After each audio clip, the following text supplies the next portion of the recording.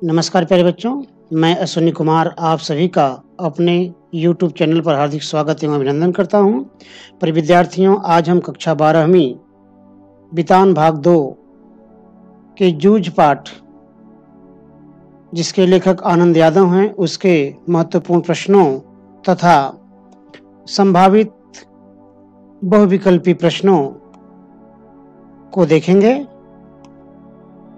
इससे पहले की वीडियो में हमने लेखक का संक्षिप्त जीवन परिचय, उसकी साहित्यिक रचनाएं तथा पाठ के विषय वस्तु को जाना और समझा, जिसमें हमने ये जाना कि अगर आदमी के अंदर लगन हो, दृढ़ इच्छा शक्ति हो, लालसा हो और काम के प्रति उसका जुझारूपन तेवर हो, तो वह अपने मुकाम को बहुत आसानी से पा सकता है, वह अपने वरेण्य को वर्ण कर सकता है। तो हम आइए पाठ से संबंधित महत्वपूर्ण प्रश्नों को देखते हैं। पहला प्रश्न है, जूझ शीर्षक के औचित्य पर विचार करते हुए स्पष्ट करें कि क्या यह शीर्षक कथानायक की किसी केंद्रीय चारित्रिक विशेषताओं को उजागर करता है। जूझ का अर्थ है संघर्ष। कथानायक आनंद यादव शुरू से ही पढ़ने के लिए पाठशाला जाने के लिए संघर्ष करते हैं। उनके संघर्ष में उनकी मां व दत्ताजीराव देसाई का सहयोग शामिल है। पाठशाला में भी कथानायक को अपने अस्तित्व के लिए संघर्ष करना पड़ा, तभी वह कक्षा में सम्मान पा सका। इस संघर्ष में उसे गणित मास्टर मंत्री जी का सहयोग मिला।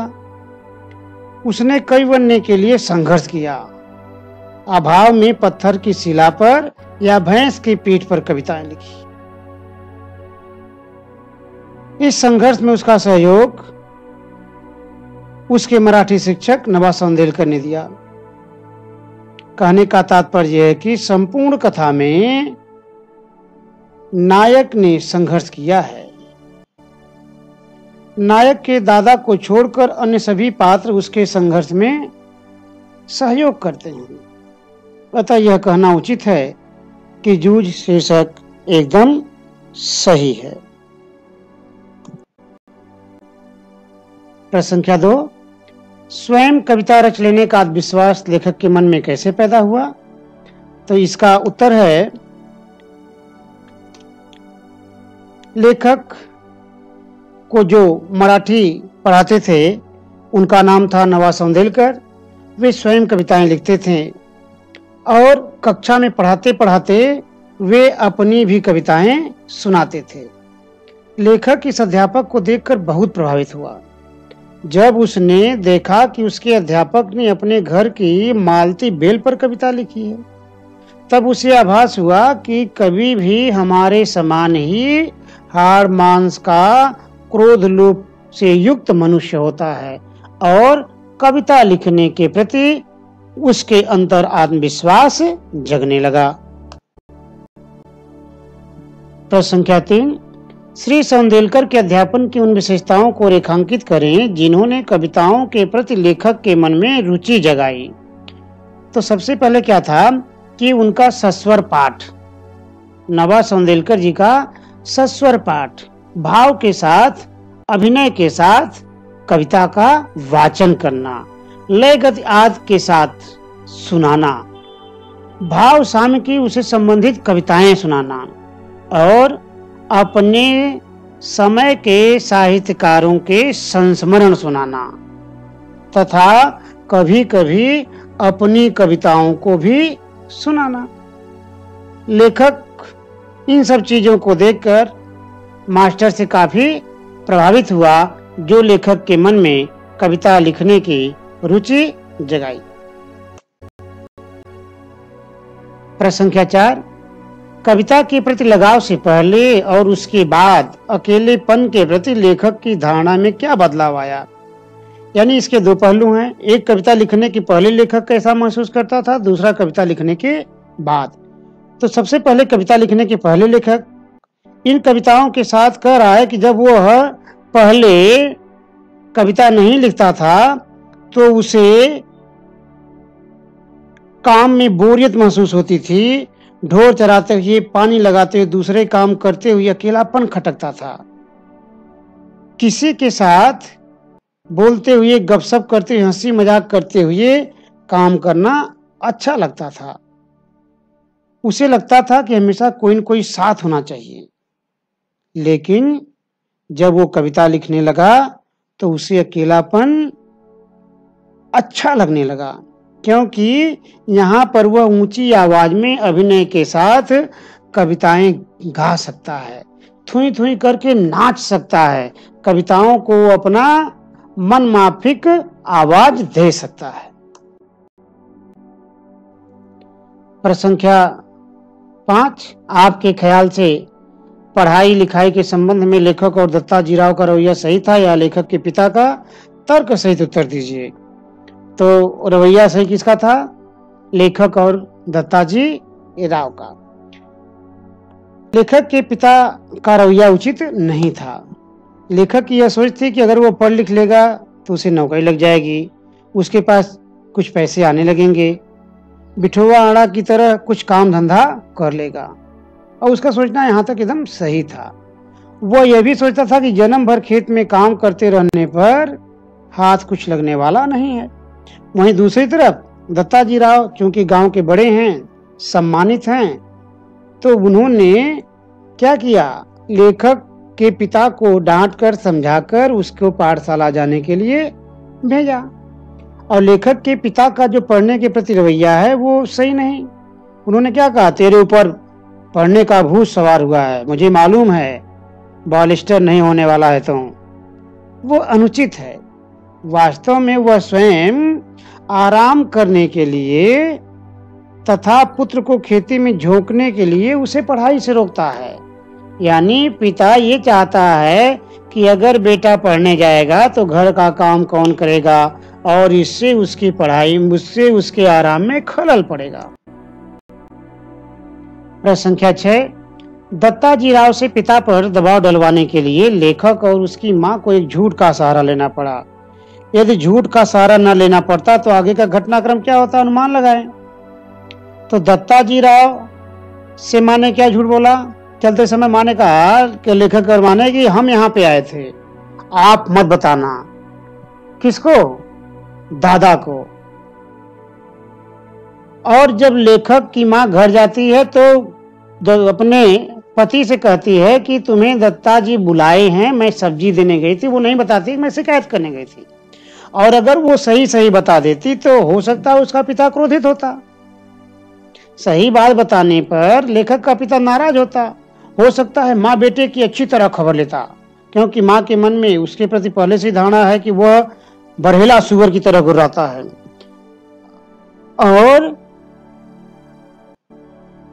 अगर सही बात बता देते दोनों तो हो सकता है लेखक दत्ताजीराव के यहाँ नहीं जाता, लेखक का पिता दत्ताजीराव के यहाँ नहीं जाता, और लेखक को पढ़ने का मौका नहीं मिलता और लेखक आगे नहीं बढ़ पाता।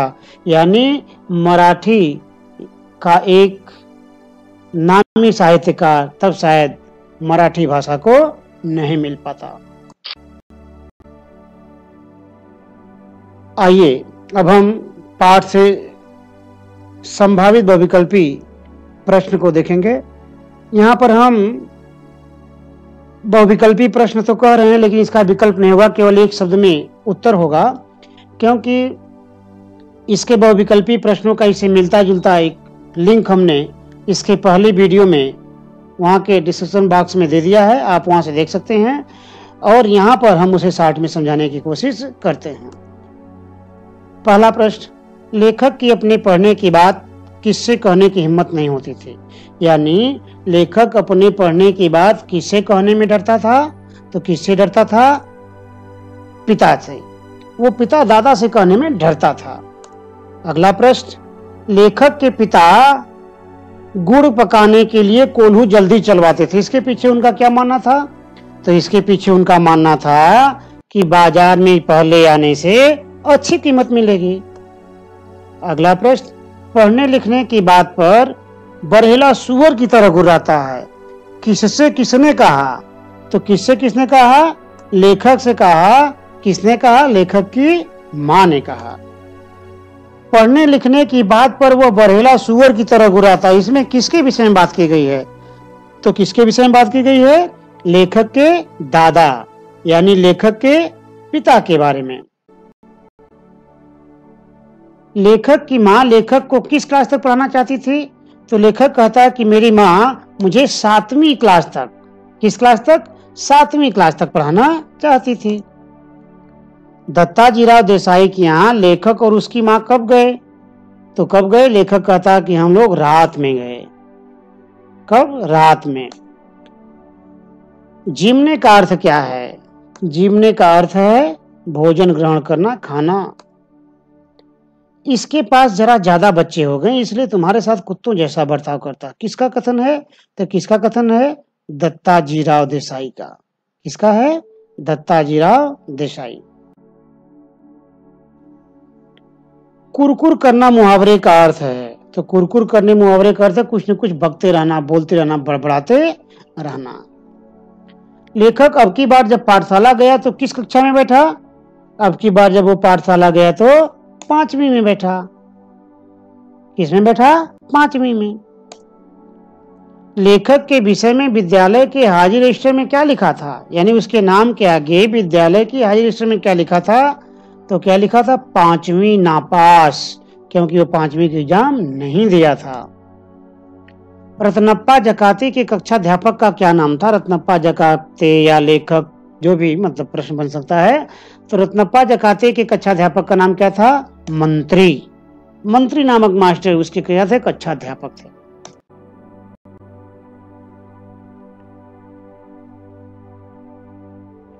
लेखक को मंत्री नामक मास्टर लेखक को क्या पढ़ाते थे? तो क्या पढ़ाते थे? गणित। बसंत पाटिल को मास्टर ने कक्षा मॉनिटर बनाया था क्योंकि उसकी विशेषता क्या थी?